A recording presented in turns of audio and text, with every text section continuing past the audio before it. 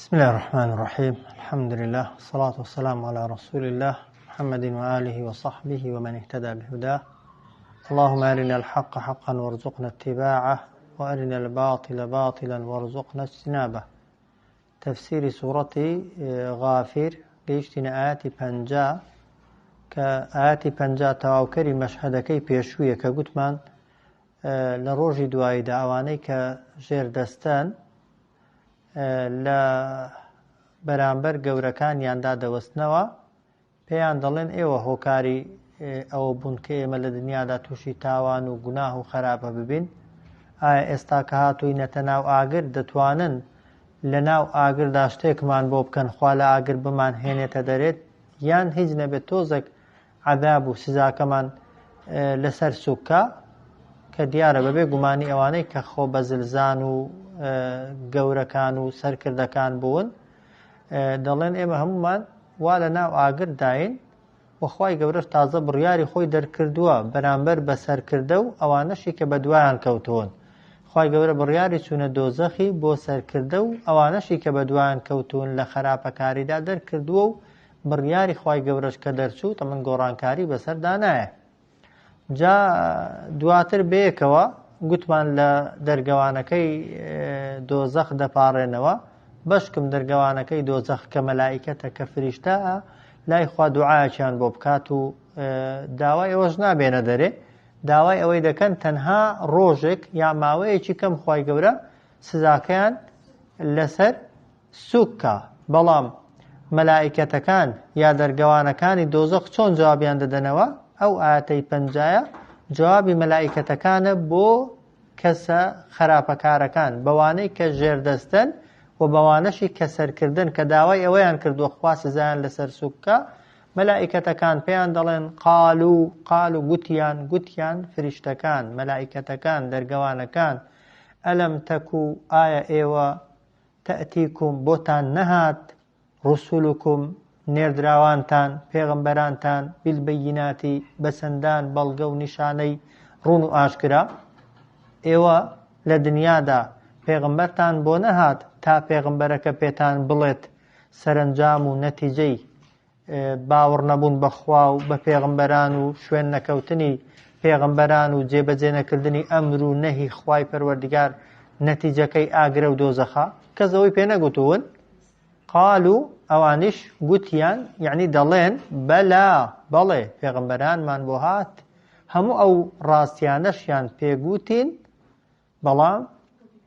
تەمەن جوابەکەی دەفەرمێ کە ئێمە بە قسەی پێغەمبەرانمان نەکرد، شوێن پێغەمبەران نەکەوتین و پەیامی پێغەمبەرانمان جێبەجێ نەکرد. مەلائیکەتەکان دەڵێن دەی کەوایە؟ قالوا مەلائیکەتەکان دەڵێن فەدعوا دەی ماداموێ بۆ خۆتان پاڕێنەوە، ئێمە ڕوومان نییە و ڕێمان پێ نەدراوە بۆ کەسی کافر دوعا بکەین و ڕووشمان نییە دوعاتان بۆ بکەین، وەڵام ئاگاتان لێی بێ وەما دوعاء الکافرینە پاڕانەوەی بێباوڕان ئەگەر بشپاڕێنەوە ئیلا فی ضەلال تەنها لەسەر لێشێوایی و لە ڕێگا لێون بوون، هیچ قیمەتێکی دیکەی نییە، هیچ نرخێکی دیکەی نییە. وایە تۆ لە کاتێکدا داوات لێکراوە دوعا بکەی، خوای گەورە هەموو دەرگاکانی دوعای بۆ کردوویەوە دوعات نەکردوون، وایە دەرگاکانی تەوبەی هەمووی بۆ خستوویە سەر پشت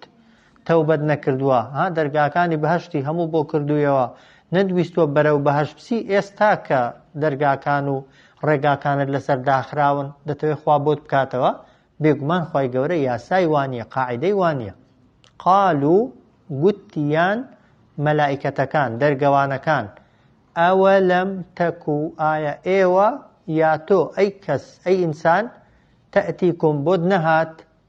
بۆتان نەهات ڕوسولکم نێردراوانتان بیلبەییناتی بەچەندان بەڵگە و نیشانە و موعجیزەوە. دەڵێن چی؟ تەمە ناتوانن ڕاستی ناڵێن. قالوا گوتیان یعنی دەڵێن، تەمەن ئێستا خۆ نەچوونەتە جەهەنەمێ وایە، بەڵام خوای گەورە بەڕابردوو دەیهێنێ بۆی وا حساب بکەین وا باوەڕمان پێی بێ کە مەشهەدەکە ڕووی داوە. قالوا گوتیان یعنی دەڵێن بەلا بەڵێ پێغەمبەرانمان بۆ هات هەموو ئەو ڕاستیانەشیان پێگوتین. کەواتە مەلائیکەتەکان دەڵێن قالوا دەی بۆ خۆتان دوعا بکەن، ئێمە دوعا ناکەین. قالوا گوتیان فەدعوا بۆ خۆتان دوعا بکەن بپاڕێنەوە چەندی حەستان لێیە، بەڵام وەما دوعاء الکافرینە پاڕانەوەی بێباوڕان هیچ نرخ و قیمت و وەک دەڵێ سوودێکی نییە ئیلا فی ضلال تەنها لەسەر لێشێواوی و لەسەر گەردانی و لە خەسارەتمەندی و شتێکی پوچ و بەتاڵە. ئەوە ئاەتی یەکەم کە تەواوکەری ئاەتەکانی پێشوو بوو. وشەکان قال و گوتیان ئەوە لەم تەکو دەبێ بەیەکەوە بیکەین ئایا ئێوە لە دنیادا تەئتیکم بۆتان نەهات ڕوسولکم پێغمبەرانی خۆتان بالبەیینات بە نیشانە و بەڵگەکانەوە. قالوا گوتیان کافرەکان بێباوڕەکان دۆزەخیەکان بەلا بەڵێ پێغمبەرانمان بۆ هات. قالوا فریشتەکان ئەو جارەی پێیان گوتن فەدعوا دەی بۆ خۆتان دوعا بکەن بۆ خۆتان بپاڕێنەوە بەڵام وەما دوعاء الکافرینە پاڕانەوەی بێباوڕان ئیلا تەنها فی ضلال لە خەسارەتمەندی و سەر لێ شێواویدایە هیچ سوودێکی نییە. ئەو جار خوای گەورە دەفەرمێت ئیننا بێگومان ئێمە مژدەیەکی زۆر خۆشە لە نەنسوڕوو بە دڵنیاییەوە سەردەخەین کێ ڕوسولنا پێغمبەرانی خۆمان بە تەنها پێغمبەران نە والذینە و ئەوانەش سەردەخەین کە ئامەنو کە باوەڕیان هێناوە فی الحیاتی الدنیا لە ژیانی دنیاشدا نەتیجە سەرنجام بۆ پێغمبەرانە سەلامی خوایان لێبێت تەنانەت پێغمبەران ئەگەر شەهیدیش کرابن و ئەگەر بە مشاریش لەت کرابن هەر سەرکەوتون بۆ چونکە بەو ئامانجەی گەیشتون کە ویستویانە کە خوا لە خۆڕازیکردنە وایە ئیمانداریش ئەگەر ئیمانداری حەقیقی بی ئیمانداری ڕاستەقینە بی لەسەر دین بمری ئەگەر لە ژێر دەستی ستەمکارانیشدا بێ هەر سەرکەوتووی وایە گرنگەوەی عاقبەتەکەت کۆتا وشت کە لە دنیادا لەسەری بووی لا ئیلاهە ئیلەڵڵا بێ بۆیە مەرزنێ سەرکەوتنی دنیای ئەوە بێ سەرکەوتی دنیای ئەوەیە تۆ لە دنیادا دەرچی بە ئیمانداری و بە زۆریش خوای گەورە سەرکەوتنەکەی دیکەش لە نەتیجەدا ئەگەر ئیماندارەکان ئیمانداری ڕاستەقینە بن خوا هەر بە نسیبیان دەکا. ئەو جار خوا دەفەرمێ وەیەومە وەلەو ڕۆژەشدا پێغەمبەران و ئیمانداران سەرکەوتون کە یەقوم و هەڵدەستنەوە ڕاست دەبنەوە ئەلئەشهاد شاهیدەکان چێن کێ دەبێتە شاهید لە قیامەتێ لەسەر من و تۆ لەسەر کەسی ئیماندار و لەسەر کەسی خراپەکاریش پێغەمبەران شاهیدن وایە مەلایکەتەکان شاهیدن ئەوەی نامەی کردەوەکانیان بۆ نووسیوین زۆر جار جەستەی خۆمان لاشەی خۆمان لەسەر خۆمان شاهیدە جایان لە چاکەدا یان لە زەرر و ئەو زەویەی و ئەو شوێنێک کە ئینسان گوناهەکەی لێ دەکا لە یەکێکە لە شاهیدەکان خوای گەورە هەموو شاهیدەکانت بۆ دێنێ لە کاتی ئامادەبوونی شاهیدەکاندا ئەگەر کەسەکە ئیمانداری چاک بێت ئیمانداری باش بێت هەر هەمویان لە قازانجت شاهیدی دەدەن کە لە قازانجت شاهیدیان دای بڕیاری کوێت بۆ دەردەکرێت بڕیاری چوونە بەهەشتت بۆ دەردەکرێت کە بڕیاری چوونە بەهەشتت بۆ دەرکرا لەوە سەرکەوتن گەورەتر هەیە بێگومان هیچ سەرکەوتنێک وەکو ئەوە نییە نرخەکەی ئەوە نییە کە ئینسان لە دنیادا بە ئیمانداری بڕواتە ئەو دیوی ئەوە یەک و پاشانیش لە قیامەتێ ئەو کاتی نامەی کردەوەکەت دەدرێستە دەستی ڕاست و خوای گەورە پێت دەڵێ خاوێن بوویەوە و پاک بوویەوە و گوناهت پێوە نەماون بڕۆ بەهەشتێ ئەوە سەرکەوتنی هەرە حەقیقیە کە خوای گەورە وعدی داوە ئەوەی پێغەمبەر بێ و ئەوەی شوێنکەوتەی پێغەمبەریش بێ کە ئێمە هیچ طبعاً پێغەمبەر نین بەڵام دەکرێت شوێنکەوتەی پێغەمبەری بین وایە دەکرێت ئیماندارێکی ڕاستەقینە و باش بینجا ئیمانداری ڕاستەقینەش چێ ئەوەی کە خوای گەورە بە بێک گومانی ئەوەی بۆ دەکات حەدیثێکمان هەیە کە پێغەمبەر صلی الله علیه وسلم دەفەرمون جارێکیان ئەگەر ئینسان ئەو حەقیقەتەی لە دڵی خۆیدا بچەسپێنێ ئەوەی کە حوذەیفە دەفەرمێت پێغەمبەر لێی دەپرسێ چۆن كيف أصبحت بالله مؤمنا پێی دەڵێ كيف أصبحت يا حذيفة ئەوڕۆ چۆن کردەوە فەرمووی أصبحت بالله مؤمنا حقا فەرمووی ئەمڕۆ کە بە خەبەر هاتم کە بەیانیم کردەوە ئیمانم بەخوا هەبوو بەڵام بە ئیمان پێبوونێکی ڕاستەقینە کە وشەی حەقەی بەکاردێنێ سرنجی پێغەمبەریش ڕادەکێشێ دەفەرمێ ئەی حوذەیفە ئیمان ئەوە ئیمانە دیارە بەڵام ئیمان هەبوونی حەق و ڕاستەقینە چۆنە ئاوە جوابی پێغەمبەری خوا دەداتەوە دەفەرمێت ئەی پێغەمبەری خوا صلی الله علیه وسلم ئەمن دنیام ناسیوە بۆیە لە دنیادا ئەگەر زێڕم بۆ بێت و کام شتەش بێ نرخە و بێ قیمەتە بۆم ڕاگرە نشتی دنیایی هەردووکیم پێوەکو یەک لەبەرەوەی دنیام ناسیوە دەزانم دنیا کاتیە و دەفەرمێت کاتێکیش کە باسی بەهەشتم بۆ دەکرێت یا ئاەتێک دەخوێنمەوە کە باسی بەهەشتەیە ڕێک وا حساب دەکەم وادا دەنم هێندە دڵم خۆشەوە دەزانم بۆ خۆم لەناو بەهەشتێدا دێم و دەچم و ئەوە میوە و خۆشیەکانی بەهەشتێ دەچنمەوە و بەرهەمی کردەوەکانم وەردەگرمەوە. بەڵام کاتێکیش کە باسی دۆزەخێ دەکرێت هێندە دەترسم وا دەزانم بۆ خۆم لەناو ئاگردام. جا ئەوە کە لە شوێنی کەش ئەو ڕەغەب و ڕەهەبە ترس و ئومێدە کە پێویستە ئینسانی ئیماندار هەیبێت تا ببێتە ئیماندارێکی حەقیقی ئەوەیانە بەڕاستی ئینسان کە باسی بەهەشتت بۆ کرا خۆت لەگەڵ بەهەشتەکان حساب بکەیت دڵت پێی خۆش بێت دڵت بگەشێتەوە خۆشحاڵ بی پێی وە کاتێکش کە باسی جەهەنەمێ دەکرێت وا نەزانی جەهەنەم هەر بۆ خەڵکیە وا دانەی کە تۆش یەکێکی لەو کەسانەی کە شمولی ئەو سزایی دەکەی ئەگەر خوا ڕەحمت پێ نەکات. جا ئەو ترس و ئومێدە کە لە دڵی هەر کەسێکدا بوو بە شوێن کەوتەی حەقیقی پێغەمبەر حساب دەکرێت بە دڵنیاییەوە خوای گەورە سەری دەخا. جا سەرخستنەکە وەکو گوتم سەرخستنی دنیایە بێ زۆر جار ئەوەش بە نسیبی مسلمانان بووە وەکو بە نسیب پێغەمبەری ئێمە بوو صلی الله علیه وسلم ڕای کرد لە مەکەی خەڵکی مەکەی چەوساندنیانەوە زوڵمیان لێکردن بەڵام دوای چەند ساڵێک بە سەرکەوتووی هاتنەوە فەتحی مەکەیان کرد و ئەوانەی کە پێشتر دژایەتی پێغەمبەریان دەکرد صلی الله علیه وسلم بە بێدەسەڵاتی چون زۆریان بە ناچاری ئیمانیان بە پێغەمبەر هێنا صلی الله علیه وسلم. بۆی ئەوە بەڵێنێک و دڵخۆش یعنی دڵخۆشکاریەکی زۆر زۆرە بۆ کەسی ئیماندار. ئیننا بێگومان ئێمە لا ئەو لامەژلامی تەوکیدە یعنی بە دڵنیاییەوە سەر دەخەین ڕوسولنا ڕوسولەنا هەموو نێردراوانی خۆمان هەموو پێغەمبەرانی خۆمان والذینە و ئەوانەشی ئامنوا کە ئیمانیان هێناوە هەر ئیماندار بی بە ڕوکنەکانی ئیمان خوا وەختێک هەر سەرت دەخا فی الحیاتی دنیا لە ژیانی دنیاشدا سەریان دەخەین کە گوتم سەر گەورەترین سەرکەوتن ئەوەیە ئینسان بە ئیمانداری دنیای بەجێ بێڵێ وەیەومە وەلەو ڕۆژۆشدا سەریان دەخەین کە یەقوم کە ڕاز دەبنەوە دێنە دەرێ لە قەبرەکانیان و لە گۆڕەکانیان ڕادەوەستن لە کنت چێ ئەلئەشهاد هەموو شاهیدەکان یعنی ئەوانەی کە دەبنە شاهید بۆت لە چاکەکردن یان خوا پەناماندا ئەگەر ئینسان خراپەی هەبن ئەوانەی کە لە بەڵام لێرە باسەکە باسی ئیماندارانە و مەشهەدەکە مەشهەدی مەتحکردنە بۆی ئەو شاهیدیە کە لە قازانستا قورئانە خوێندوتە ها دەگونجە شاهیدیت بۆ بدا وایە ڕۆژوو شەفاعەتکارە شاهیدە وەگوتم پێغەمبەران مەلائیکەتان ئەندامەکانی خۆت و ئەو زەویە کە ئینسان نوێژی لەسەر دەکات و چاکەی لەسەر دەکا هەمویان لە مەسلحەتی ئینسان شاهیدی دەدەن. کەی شاهیدیت بۆ دەدەن و کەی فریاد دەکەون یەومە لا ينفع الظالمین لەو ڕۆژەشدا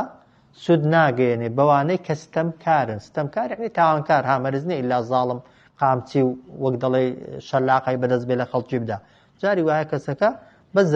ینی زوڵمەکەی لە خۆیەتی وایە خۆی تاوانبار کردووە خۆی مستحقی ئاگر کردو هەر زوڵمە دەیکەی مەعذرەتهم بیان و هێنانەوەیان یەومە لە ڕۆژی دواییدا لە ڕۆژی ڕاوەستانی شاهیدەکاندا سود ناگەێنێ بەوانەی کە ستەمکارن مەعذرەتهم ئەو عوزر و بیانوانەی کە دەیهێننەوە ئەوە یەک هەرچی بیانویە هەرچی عوزرە کە دەیهێننەوە تەبەن قبول نییە وەلەهم و بۆشیان ئامادە کراوە ئەللەعنە نەفرین یعنی دوورخستنەوە لە بەهەشت و لە ڕەحمەتی خوا هەر ئەوەندەش نا وەلەهم و بۆشیان حازر کراوە سوء الدار خراپترین ماڵ خراپترین شوێن خراپترین جێگا کە جەهەنەمە خوا پەناماندا یەومە ئەو ڕۆژە کە قیامەتە لا ينفع سود ناگەێنێ بە الظالمینە بەوانەی کە ستەمکارن معذرتهم معذرة يعني بيانو هێنانەوە و عذر هێنانەوەی نابەجێ طبعا ئینسان ئەگەر بەڕاستی عذری هەبێ جیاوازە ها بەڵام عذر دروستکەی بیانو دروستکەی و لە شوێنی خۆی نەبن خوا ئەوەی قبول نییە دەنا بە نمونەها جاری وایە ئینسان لە شوێنێکی بە نمونە حرامێکی کردووە تا مردووە لەوانەیە نەیزانی بێ حرامە وایە نەزانین عذرە وایە خراپەیە کەسێک بە تۆبزی پێی کردووی عذرە خوا لەسەری محاسەبەت ناکە کەسێک لە شوێنێک ژیابێ بە نمونە هیچ پێغەمبەرێکی پەیامی هیچ پێغەمبەرێکی پێ نەگەیشت بێت و ئاوا مرد بێ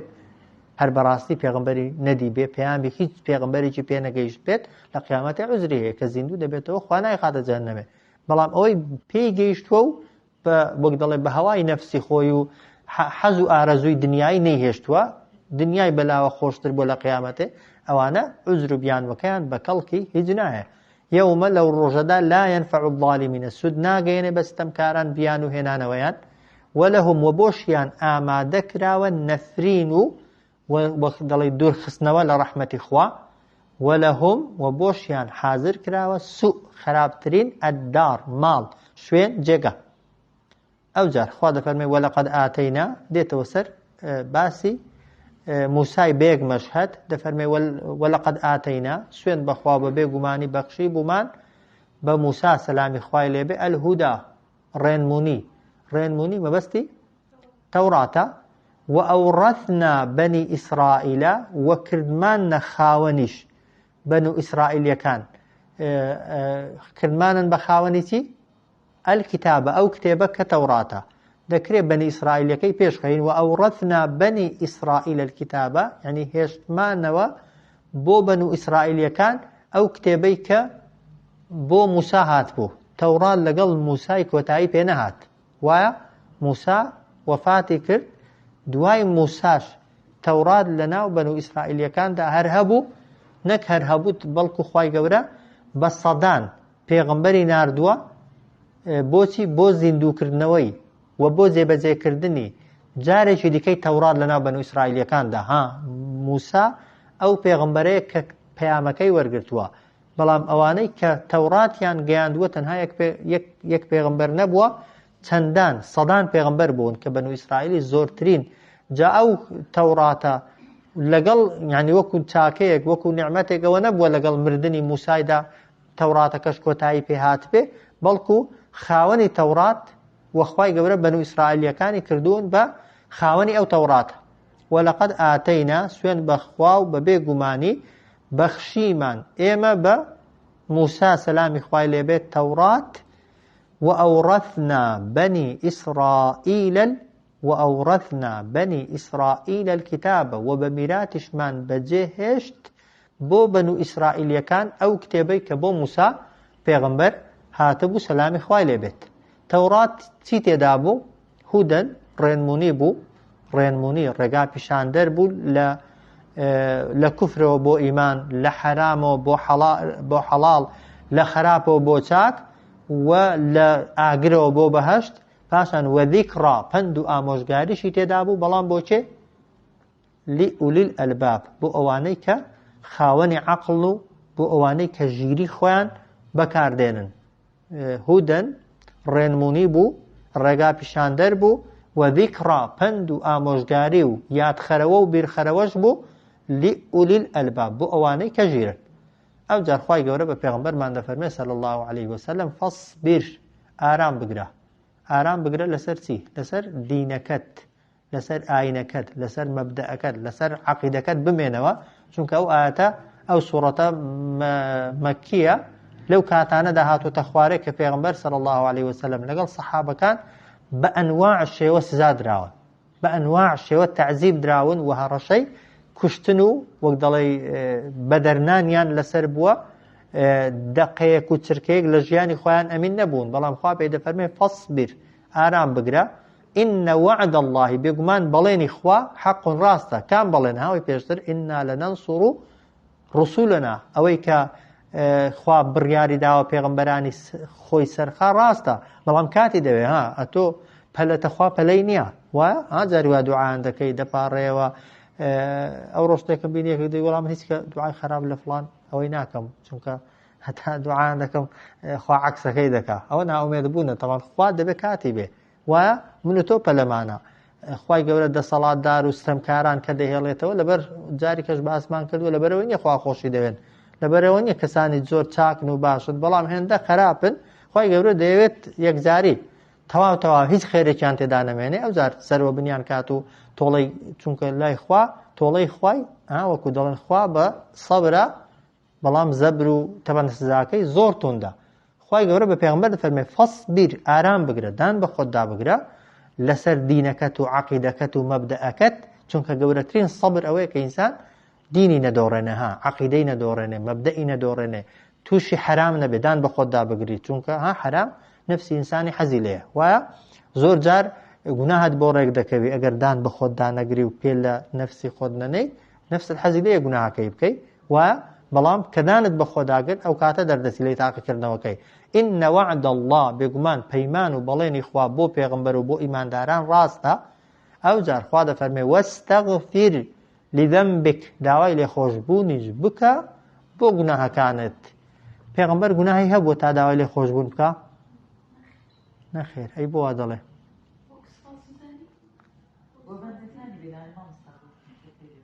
دەفەرمێ لذنبك لە گوناهی خۆت بۆ گوناهی خۆت بەڵێ دەگونجێ ئەوە یەک لە تەفسیرەکانی ئەوەیە کە دەگونجێ مەبەستی داوای لێخۆشبوون بکە بۆ ئەو گوناهانەی کە پێش پێغەمبەرایەتی کردوتن هەرچەندە پێش پێغەمبەرایەتیش خوای گەورە نیسبەتێکی زۆر پێغەمبەری پاراستووە وایە و هەندێک دەفەرمون وەستەغفر لذنبکە بۆ داهاتووی یعنی ئەگەر لە داهاتووشدا تووشی هەڵەیەک بووی تووشی کەم و کوریەک بووی لێ ئێستاوە داوای لێخۆشبوون بکە چونکە ئەگەر سەیری قورئان کەین لە چەند حاڵەتێکدا لە چەند مەشهەدێکدا پێغەمبەر هەڵەی کردووە بەس خوا هەڵەکەی بۆ ڕاست کردوتەوە نەیهێشتووە لەسەر هەڵە بەردەوام بێ وایە مەسەلەن لە سوورەتی کەهف کە بتپەرستەکان پێشنیاری بۆ دەکەن مەجلیسی ئێمە لەگەڵ ئەو کۆی لەو فەقیرانە لێک جیاکەوە پێغەمبەر خەریکە مەی لێک دەکا خەریکە وەک دەڵێ لەبەرخاتی ئیمان هێنانیان خوا دەفەرمێت وەصبر نەفسەکە مع الذین نەکەی خۆت بهێڵەوە لەگەڵ ئەو کەسانەی هەڕەشەی لێ دەکا ئەگەر وا بکەی لە سوورەی عەبەسەوە لا لەسەر چی هاتووتە خوارێ پیاوە کوێرەکە کە دەچێتە لای پێغەمبەر صلی الله علیه وسلم دەفەرمێ فێری ئەوم کە بۆت هاتووە پێغەمبەر یەکەم جار ڕووی لێ وەردەگێڕێ دواتر هەر داوا دەکات ئەو جارێ تەماشای دەکات و وەک دەڵێ بە تووڕەی تەماشای دەکات خوای گەورە نیوەی سوورەتەکەی لەسەر 12-13 ئایەتی عیتاب لە پێغەمبەر گرتوونە ڕەخنەی لە پێغەمبەر گرتووە مەسەلەن لە دیلەکانی بەدر کە حکمی بەسەردادان خوا ڕەخنەی لێگرت پشتگیری لە ڕێی ئیمامی عومەر کرد بەڵام دەکونجێ مەبەست ئەوانە بێ داوای لێخۆشبوون لەو شتانە بکە کە بەتەما بووی بیان کەی و دەشگونجێ هەندێک لە مفەسرین تعلیمی بێ تعلیمی یعنی خوای گەورە کە بە پێغەمبەر دەفەرمێت داوای لێخۆشبوون بکە لە گوناهەکانت یعنی ئێوە ئەی ئیماندارینە هەمیشە ئیستیغفارکەن هەمیشە داوای لێخۆشبوون بکەن لە گوناهەکانتان بۆ چونکە بۆی گوناهەکانتان لەسەر کەڵەکە نەبن چونکە گوناه وەکو عولەما دەفەرمون ئەگەر گەورەش بێ گوناهی گەورەش بکەی ئەگەر تۆبە و ئیستیغفاری لەگەڵ بێ لای خوا نەک بچووکە هەر نامێنێ وایە هەدی ئەگەر گوناهی گچکەت کرد و تەوبەت و ئیستیغفارت هەر نەکرد کەڵەکە دەبن وەکو دەڵێن هەموو گوناهە دەڵێن لا تعقرن من الذنوب إن الجبال من العصا قسەیەکەی دەڵێ هیچ گوناهێکی بچووک ینی بە بچووک مەزانە چونکە هەر وردەبەردن ئەگەر پێکیانەوە بنووسێنی دەبن بە شاخ بلوکێک لە چی دروست کراوە وایە بە چەمەندۆی دووسێ بەردی وردن بێک بە نووساوان بۆ تەبلۆکێکی وانە گوناهش عینەن شتە بۆیە دەفەرمێت تعلیمی بێ بۆ ئێمە بێ یعنی ئەگەر ئەتۆش ئەی محەممەد صلی الله عليه وسلم کە گوناهت نین داوای لێخۆشبوون بکە ئەی ئەوانەی هەموو دەمێ گوناه دەکەن بێگومان دەبێت زیاتر داوای لێخۆشبوون بکەن و دەشگونجێ تەفسیرێکی دیکەی ئەوە بێ داوای لێخۆشبوون بکە لە کەم تەرخەمی ئەگەر فەرزەن هەرچەندە ئەگەر کەم تەرخەمی وەکو پێویست خواپەرستیت نەکرد بێت و وەک دەڵێ حەقی خۆت بەخوا نەدابێت لەوەی داوای لێخۆشبوون بکە گرنگ بۆ ئێمەشەو بۆ پێغەمبەریشە صلی الله عليه وسلم چونکە سەبریش تایبەت نییە وایە سەبر چۆن بۆ پێغەمبەر واجب بوو پێویست بوو بۆ من و تۆش واجبە وایە داوای لێخۆشبوونیش چۆن پێغەمبەر دەیکا وەکو بابەتێکی تعلیمی و فێرکاری بۆ ئێمەش طبعا هەر پێویستە ئەوجا ئەگە گوناهیشت نەبن و ئیستیغفارت کرد زەرەر دەکە یا قازان ئیستیغفار زیکرە عیبادەتە هیچ گوناهێکیشت نەبێ وایە هیچ گوناهێکیشت نەبێ طبعا داوای لێخۆشبوون بکە و ئەستەغفر الله بڵێ عیبادەتت بۆ نووسراوە بۆی پێغەمبەر دەگونجێ گوناهیشی نەبن بەڵام بۆ بەرزبوونەوەی مەرتەبە و پلەکەی ئیستیغفاری کردبێ ئەوجا تەسبیحات و خوا بە پاکڕاگرتنیش دیسان هەر بۆ پێغەمبەر نییە صلی الله عليه وسلم وایە چۆن سەبر و تەسبیحات بەس بۆ پێغەمبەری نییە صلی الله عليه وسلم ئیستیغفارەکەش هەر بۆی نییە بۆ ئومەتەکەشیەتی دفرمي فاصبر آرام بقرة أي محمد صلى الله عليه وسلم لسر دين شريعتكت إن وعد الله بقمان بيمان وبالين إخوة كسركوتن تانا بلام للدنيا ولقيامتها هر دنيانا راستا واستغفر لذنبك داوای لخوشبون بك لقناها كانت بوقناها كانت تيكش بك وسبح بحمد ربك بپاچ را بگره و ستایشی پروردگارشت که بپاچ را بگره و ستایشی پروردگارت که جاو بزمان اوی بلی سبحان الله الحمد لله وایا یا سبحان الله وبحمده او ذکرانك حدیثیان لسرت سندان حدیثیان لسرك دبنا معي رشکردنەوەی گوناهەکانت و لە تەرازوی خوای گەورەدا زۆر گەورن و جاری واشەیە هەر بەدڵە لە دڵەوە کە دەڵێی تەسبیحاتی خوا بکە لە دڵەوە خوا بەبێ عیب و بەبێ کەم و کوڕی حساب بکە ئەو هەر تەسبیحاتە لە دڵەوە خێر و چاکەت بۆ خەڵکی بووێ ئەلحەمدولیلاش نەڵێ هەر بە سوپاسگوزاری بۆت حسابە بۆیە بە پاچی ڕابگرە و ستایشی پەروەردگارت بکە کەی بالعەشیی ئێواران و بەیانیان یعنی بەتایبەتی ئێواران و بەیانیان هێندێکیش دەفەرمون نا یعنی بەیانی تا ئێوارە و ئێوارە تا بەیانی نین بەبەردەوامی و هێندێکیش دەفەرمون مەبەستی ئەذکارەکانی بەیانیان و ئێوارانن بەتایبەتی کە ئینسان سەرەتای ڕۆژی بەخێر تەواو کرد و کۆتایی ڕۆژی بەخێر تەواو کرد بەیانی ئەگەر ذیکرەکانی بەیانیتان تەماشا کرد بێت تەعەووذات و خۆت دەدەیە دەستی خوای وایە خۆت تەسلیم بەخوا دەکەی ئەوە تا ئێوارێ وایە ئێوارەش دەیخوێنیەوە جارێکی دیکە خۆت تەسلیم بەخوا دەکەیەوە وە گوایە هەموو کاتێکی لەژێر چاودێری خوای پەروەردگار دابی بۆیە فاصبر إن وعد الله حق دان بخود دابگرە ئەی محەممەد صلی الله عليه وسلم بێگومان بە پەیمان و بەڵێنەکانی خوا ڕاستن واستغفر لذنبك داوای لێخۆشبوونیش بکە بۆ گوناهەکانت وسبح بحمدی بەپاچی ڕابگرە و ستایشی بکە ڕەبیکە پەروەردگارت بالعشی ئێواران و والئبکار بەیانیان بەڵێ آياتي دواتر دفرم إن الذين يجادلون في آيات الله بيقبان أواني دمقالو مناقشو دم بدمدا كان سبارت بنشان كان إخوة بلان بغير علم ببزانياري طبعا اگر كسك علمي بيبتو بمناقشة لقلب كاتال آياتي إخوة تبقى إخوة متحدكا ويا زورج باشا كسك برسيار دكا بووي فير ببي إخوة متحدكا ويا بلان مجادلي بكا بووي وەک دەڵێ تووشی قەلەق و دوودڵیت کە بۆ خۆی ڕاستیەکەی دەزانێت زۆرێک لەوانەی ئێستا مجادلەی لەگەڵ خەڵکی مسلمان دەکەن دەزانێت مسلمانەکە معلوماتی پێ نییە بۆ خۆی چاک دەزانێت دێ پرسیارێکی لێ دەکا بەس بۆی کەسەکەی قەلەقکە بەس بۆی کەسەکەی تووشی گومانکە لە عیبادەت و لە خواپەرستی جاری کەش باسم کردووە کە گومانت لە عیبادەت و خواپەرستی خۆت پەیدا کرد بەسێتی بۆی کە عیبادەتت قبوڵ نەبن كإنسان توشي قلق بالعبادة وبنداتي دا لزد العبادة وبنداتي ناكا جا اواني مناقشة دا كان لنشانة وبلغة كان إخوة ببي اوي بلغة كان بوهات بي إخوة دا فرمي إن في صدورهم لدنا ضلي اوان دا هيج تغنية جغلتي إلا كبرون جغل لخو بغورزاني إخوة غورز دا فرمي ما هم ببالغي او بابو توكيدا يعني بهيج شويجي اوان ناگن بوي كديانوي اوي كإنساني بباور لمسلماني دوي هالقرانويتي بهيج شويجي ايمان داري حقيقي اگر ايمان لضد تسبيبي بوشتانا لإيمانك هل ناقريوه واوي اوان ديانوي لناو بردن وكجاندنوي نور هدايات اخوة لضلي انسان كان داولة سرزوي اوش بهيج كسيق ناكري اخوة وعدي باراستني داوا ويخوای گەورە بە پێغەمبەر دەفەرمێ فاستعذ بالله پەنا بگرە بەخوا خۆت بدە بەدەستی خوا لە کەس مەترسە و حساب بۆ کەس مەکە تەنها خوا نەبێ إنه بێگومان خوا هو هەر ئەو السەمیع هەموو شتێک دەبیستێ خۆ نەخشە و پلانەکان یا بە قسە دادەندرێن وایە کە نەخشە و پلانیان بۆ مسلمانان دانا خوا دەیبیستێ خوای گەورە نەخشە و پلانەکانی بەهێزتر و بەقووەترن ئەودا بەسیر هەر کارێکیش بکەن لە بەرامبەر تۆدا خوا هەر دەیبینێ ناتوانن لە شوێنێک شتێکت لەگەڵ بکەن کە خوا نایبینێ خوا بیسەر و زانایە کەواتە خۆت تەسلیمی ئەو خوایەکە و خەمی هیچت نەبێ طبعا فعلا ئەگەر تەوەکوول و پێغەمبەر صلی الله عليه وسلم کە خوای گەورە فەرمانی کۆچی پێکرد لەکوێ خەوت بوو لە ژوورێکیدا خەوت بوو کە هەر چوار دەورەکەی و دەرگاکەی بە 12 کەس شمشێر بەدەستی ئازای خوێنڕێژ و جەلات تەمان تەندرا بوو، بەڵام لەبەرەوەی دەیزانی خوا دەیپارێزێت و خۆی دا بۆ دەستی خوا، ئەوە هیچ هەتا لە ژوورێ بۆ خەوتووە ها، ئەوە نەبێت لە ترسان خەوی لێ نەکەوێت،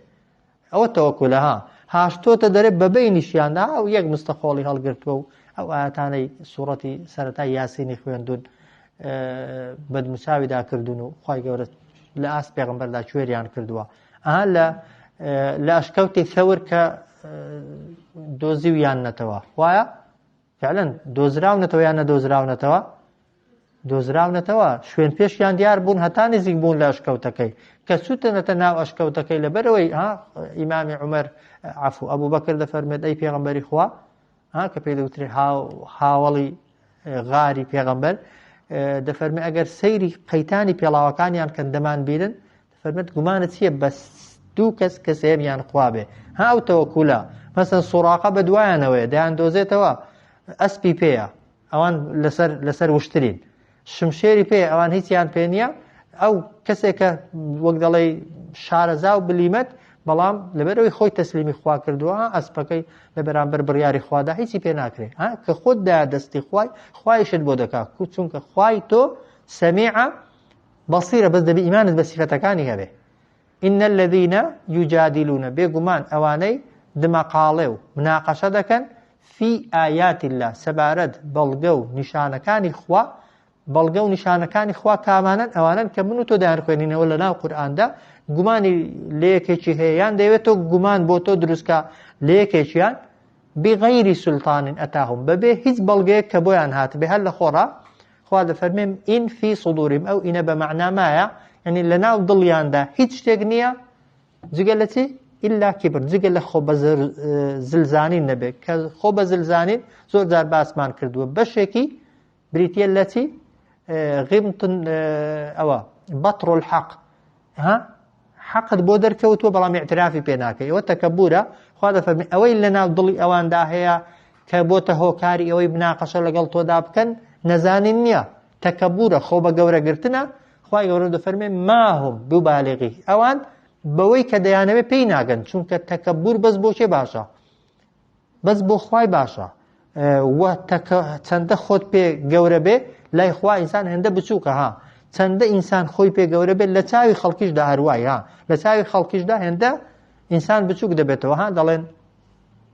ئینسانی متەکەبیر وەکو کەسێکی واکە لەسەر شاخی بێ بڕۆ سەر کێوەڕەشی سەیری ناوڕانەیە کە بزانە خەڵکی دەبینی یان نابینی ئەگەر بشیان بینێ وەکو مێرولان دێن و دەچن ڕەشاییە وایە ئەدی ئەگەر تۆ تەماشای بکەی ئەویش خەڵک لە چاویدا چۆنە ئەو لە چاوی خەڵکیدا زۆر کەمترە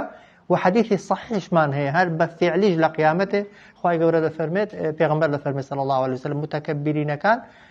لە شکلی بەشەر بەڵام بە حەزمی مێرولە خوای گەورە لە قیامەتێ زیندویان دەکاتەوە یعنی بە حەزمیش گچکەیان دەکات کە خەڵک هەموو وەکو ئادەمی شێزگەز و بەرز و دەڵێ سیگەز پان و بەڵام ئەوان خوای گەورە متەکەبیرەکان ئاو بە بچووکی زیندوو دەکاتەوە بۆیە بەڵێ 12 متر دەکات تقریبا بەڵێ بەس ئەوان لە هەموو وابوون ئەو کاتی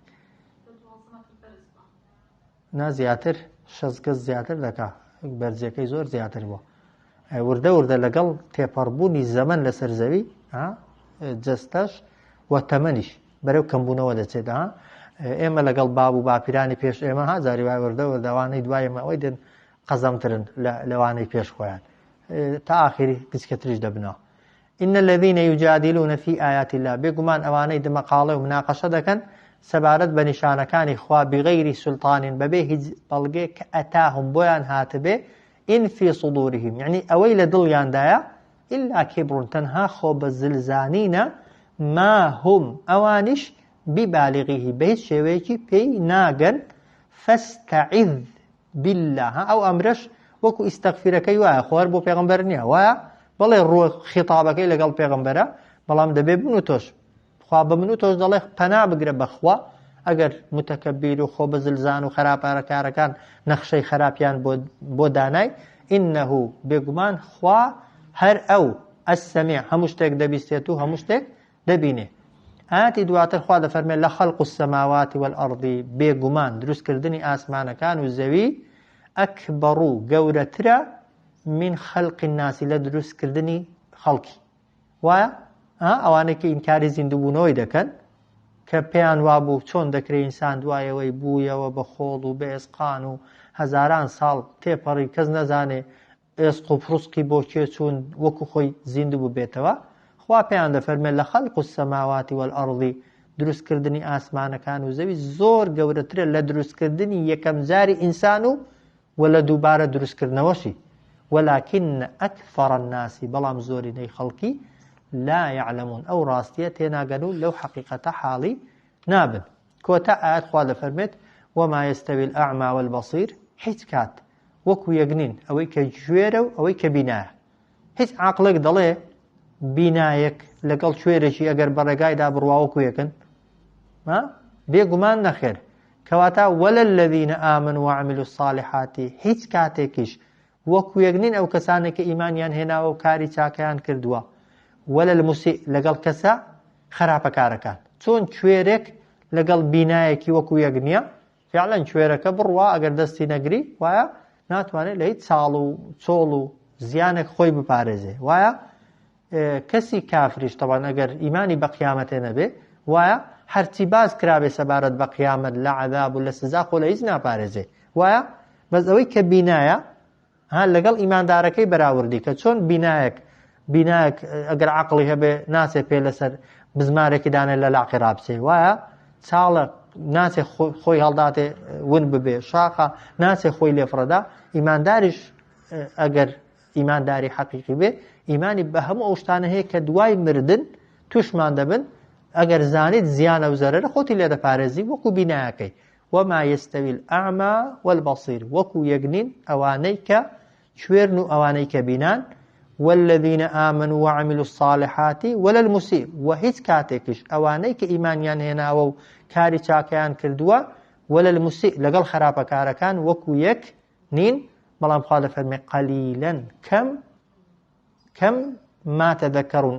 بیر دەکەنەوە و لی تێدەکەن. جا دەکرێ بڵێن ئەوانەی کە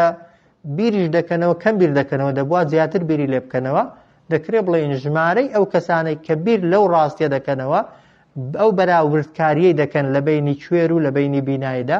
لە بینی ئیماندارێکدا کە خوا بەهەشتی بۆ داناوە و لە بینی کافرێکدا کە خوا دۆزەخی بۆ داناوە. چاکەیەک نەتیجەکەی بەهەشتا تۆزێک زەحمەتیشی تێدا بێ. وایە مەسەرەن تاوانێک ئەگەر تۆزێک خۆشیشی تێدا بێ بەڵام نەتیجەکەی سوتانە ئینسان گە بیر بکاتەوە بەبێ گومانی